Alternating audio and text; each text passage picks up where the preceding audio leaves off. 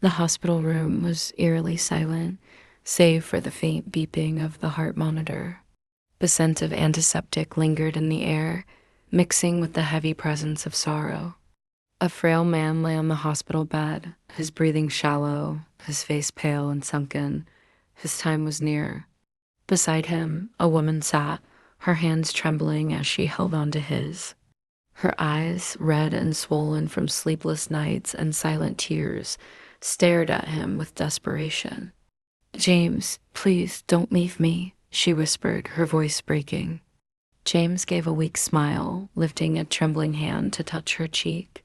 "Elizabeth, my love, you've always been strong. Stronger than you think." He coughed, the sound rattling deep in his chest. She squeezed his hand tighter, as if holding on to him could keep him from slipping away. "I don't want your strength," she cried. "I want you." James sighed, his grip tightening just slightly. "I don't have much time left, Liz. Listen to me carefully." She nodded, struggling to steady her breath. "There is something I've never told you," he said, his voice weak but firm, "about our wealth, about everything I own." Elizabeth frowned, confused. "What do you mean? We built our fortune together. We invested. James shook his head, cutting her off. "No, Elizabeth, the truth is, I wasn't always the man you thought." "I was." A shiver ran down her spine. "James, what are you saying?" He closed his eyes for a moment, gathering his last strength. "Our money, our wealth, it didn't come from hard work alone. It came from someone else's misfortune." Elizabeth's breath hitched. What do you mean?" James opened his eyes, his gaze heavy with regret. 30 years ago, I made a deal. A deal that destroyed a man's life.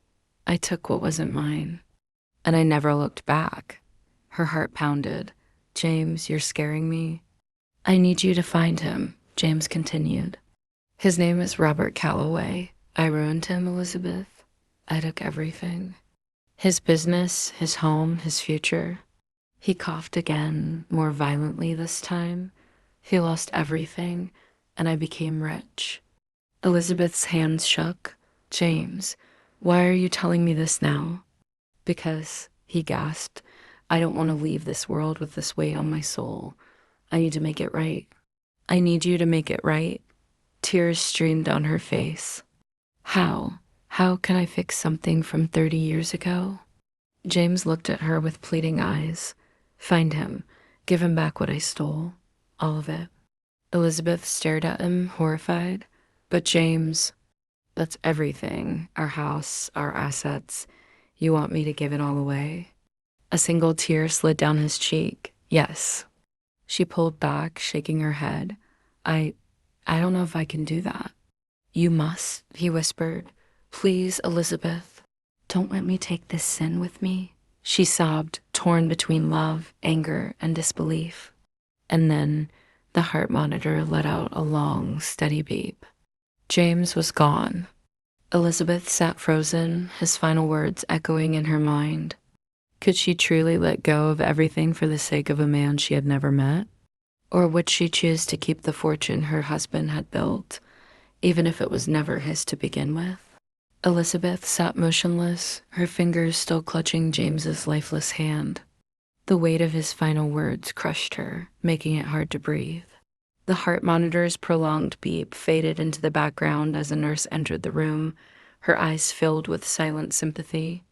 "I'm so sorry for your loss, Mrs. Harrington," the nurse said softly, placing a gentle hand on Elizabeth's shoulder. Elizabeth didn't respond. Her mind was elsewhere on the name her husband had uttered with his final breath, Robert Calloway. She had never heard the name before. And yet James had begged her to find him, to return everything they owned. Was she really expected to give up the life they had built together? Their mansion, their wealth, their status, it was all tied to the man James had wronged. Tears streamed down her face as the weight of his confession settled in. James had died with guilt in his heart, and now that guilt had passed to her. The funeral was an extravagant affair attended by business moguls, politicians, and socialites. Elizabeth stood by James's casket, numb to the whispers of condolences around her. Everyone praised him as a brilliant entrepreneur, a generous philanthropist. If only they knew the truth.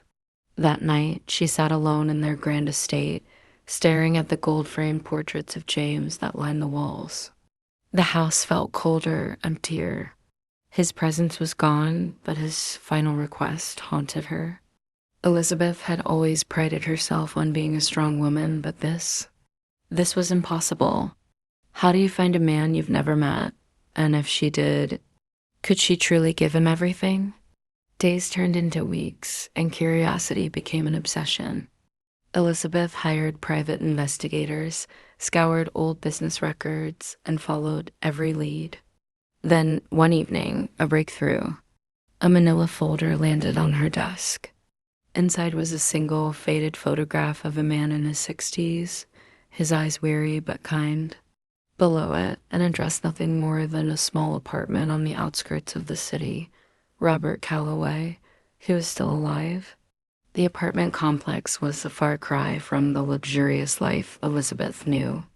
The paint was peeling, the stairs creaked under her weight, and the air smelled of damp wood and forgotten memories. Standing outside his door, her heart pounded. Would he even remember James? She knocked. Seconds later, the door opened, revealing an older man with silver-streaked hair and deep lines on his face. His eyes, once filled with ambition, held nothing but exhaustion.